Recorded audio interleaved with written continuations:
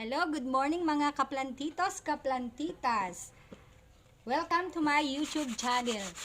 Ngayong araw na to, ituturo ko po sa inyo kung paanong pagpaparami o pagpropagate ng iba't ibang uri ng caladium. Ito ang Thai Beauty. Ito po yung mga napropagate ko na a month ago or 2 months ago, yung iba. Okay, una, ang gagawin, kunin po yung halaman. Ito, yung caladium natin. Mama, ayan. dapat mag-share tayo Ihanda po ang ating soil Mama, mixture. Mama, Ito. tayo nag-share, pupunta ka sa hell. Ay, pasensya na po kayo sa aking anak na daldal. Ito po, ihanda po natin ang ating soil mixture. Soil. Lagyan po siya ng, ang ginagawa ko po, nilalagyan ko po siya ng rice hull o yung ipa. Tinatawag nating ipa, minimix ko.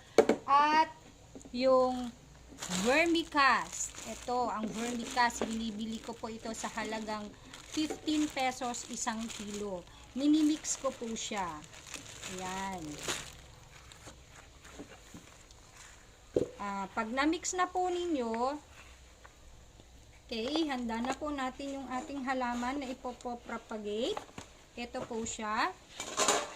Tanggalin po siya sa paso. Mama, Ito. Ito na po siya. Makikita nyo po, ito po yung tinatawag nating bulb. Dito tumutubo yung mga bagong halaman o bagong caladium. Ang gagawin po ninyo ay tatanggalin po yung bulb. Ito. Ikakat lang po ninyo. Magtira lang po kayo ng konti para dun sa mother plant. Ayan. Natanggal ko na po. Ito. And then, yun pong, ito, yung bulb na tinatawag, malaki na po siya. Ang gagawin po ninyo ay hati-hatiin po siya. Kung gusto nyo ng mas marami, hatiin nyo. Nagawa ko na ito a month ago. Ayan. Marami po akong nakuha. Yung ganong kalaki po, okay. Ayan. Pwede na po siyang gawing 6. Ayan. Ayan po siya. Ito na po. Kahit ganito po siya kalalaki. And then, ilalagay po siya sa isang pot. Ito, actually, ito yung pinopagate ko nung last month.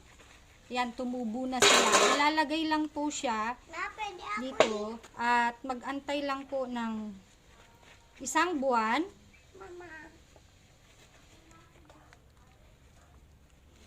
At tutubo na po siya. Magiging ganito. And then, pagka tumubo na yan, ready for replanting na po o repotting. Ganun lang po kasimple ang pagpapadami ng ating caladium, mga plantitas, plantitos. Pasensya na kayo sa aking anak na makulit. Yan. Thank you.